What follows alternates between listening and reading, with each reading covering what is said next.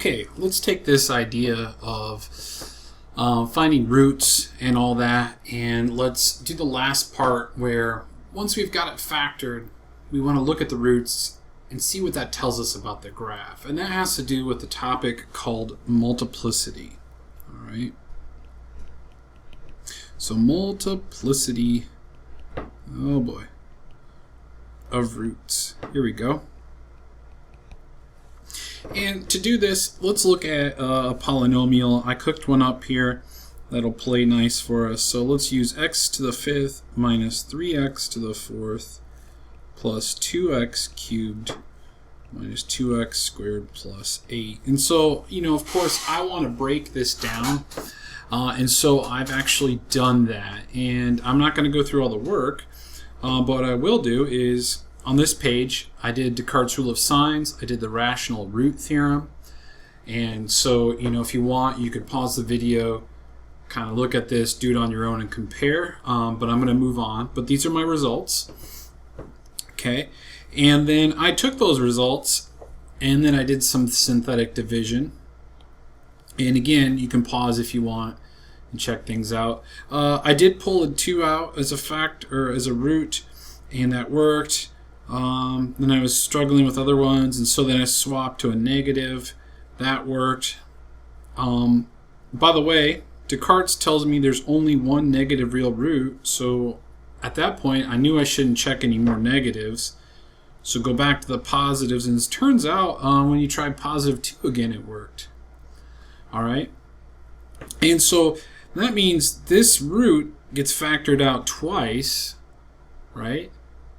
And so instead of writing x minus 2 times x minus 2, I wrote x minus 2 squared. Okay? And then this root's only once. And then this is an irreducible quadratic. So we're going to get complex roots out of that. Okay?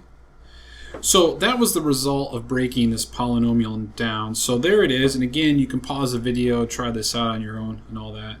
But let's go to this slide. So now, let's take a look at what we got and talk about what it means. So again, remember, these are the factors. This tells me I have real roots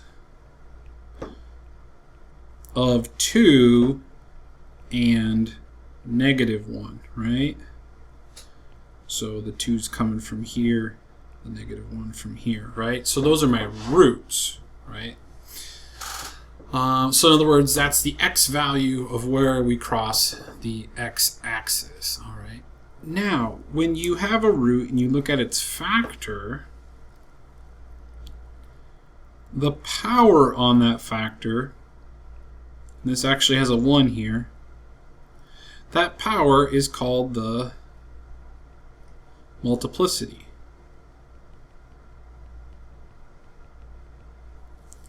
Okay? And there's something interesting about multiplicity. When your multiplicity is even, the graph, and the word I use is touches the axis at that root.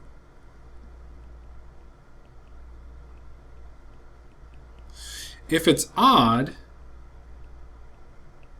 it crosses the axis.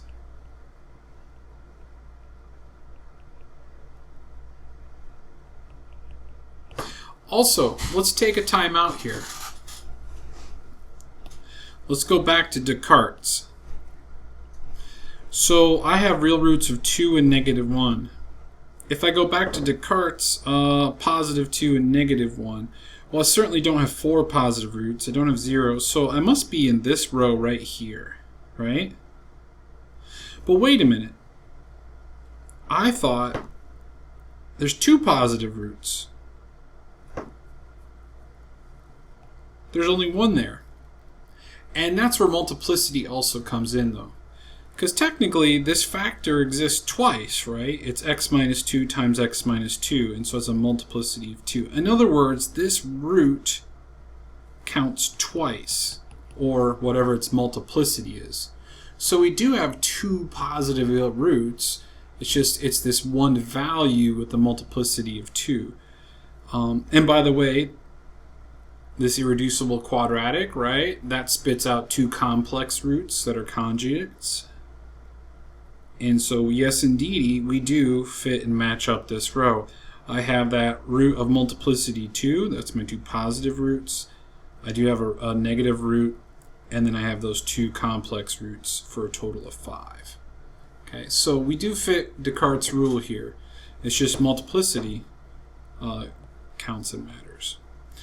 All right, so everything's all accounted for. Everything matches up. So then let's talk about what's this multiplicity mean about the graph. So it's about the even and odd power of that multiplicity. All right, so let's put it all together. And then you can kind of develop a picture of what's happening. All right, and this is not going to be to scale, but that's okay.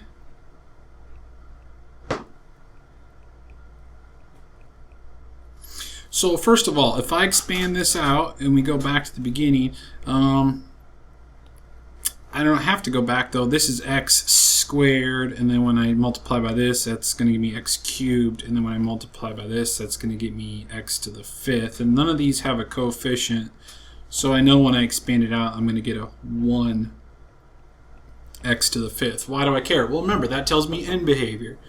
And that's an odd degree, with a positive coefficient. So by the way, I know my graph is going to look like this on the ends. So now where does multiplicity come in the roots? Well, I know x minus 2, so positive 2 is the root. X plus 1, I know negative 1 is a root. And now here's where multiplicity comes in. So I kind of drew this off to the side, but let's slide it over. So if my end behavior is this, and this is my leftmost root, that means the graph is going to have to come up. And this root has an odd multiplicity, which tells me the graph crosses the axis. So I know it's going to cross the axis. All right. Now, somehow it's going to have to come up and then turn and come back down to this root.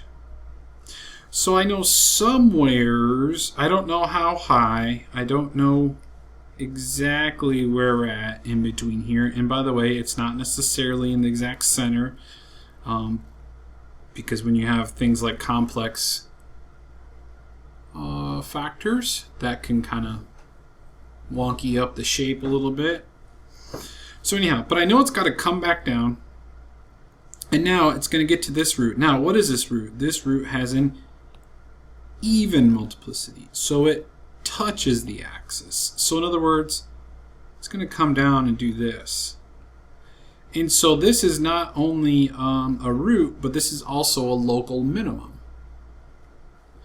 And then this all matches up really swell, because once that touches and bounces back up, that lines up with my end behavior. And so now I can tell you the graph looks like this. I have a really good idea what the graph looks like and what's going on. Now again, this peak, I don't know, maybe this peak's really shallow, maybe it's really, really high up, I don't know. I could test a couple points between -1 and 2 and then kind of figure it out and all that. So, but that gives you a good idea then of what's going on with the graph, and that's how multiplicity is kind of connected to it all. And then that's it. All that together helps you break down a polynomial, figure out what's going on and where, and all that fun stuff. And then of course, this is a means to an end. These are all really great things to know, but then you can go on into calculus and then learn some more tools and take this kind of idea even further. Okay, but there you go. That is multiplicity.